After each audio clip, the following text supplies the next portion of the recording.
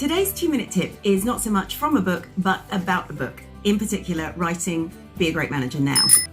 And it is about optimization. I used to be a drama teacher and I loved it because I learned so much about motivation, about support, nurture, team management, all of those things. And when I was teaching drama, I was inspired every day, so that's what I loved.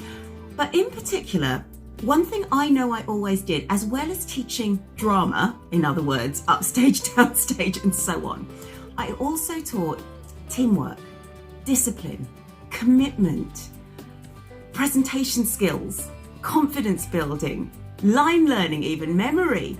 I taught all of those things. Some people learn all of those things. Some people just learn drama. And that's the message of today's tip.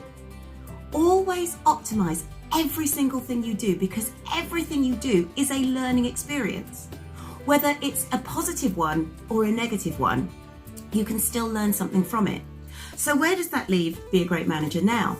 Well, a lot of people ask me, did you write this because you're a great manager? Well, I have managed teams and I have managed businesses, and I would hope that my staff would call me a great manager, or at least a pretty decent one.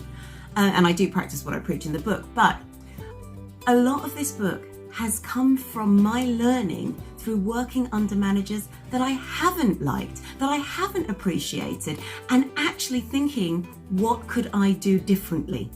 And so, as I say, when it comes to whatever it is you're doing, always think, even if you're not having the best time, well, maybe why aren't I having the best time? What might I do differently if I were to do this?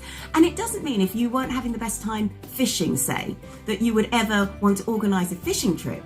But look at the essence of that trip. The organisation, the communication, the location. Those elements will be the things that you take forward when you're organising your own events. So whatever it is you do today, please optimise it.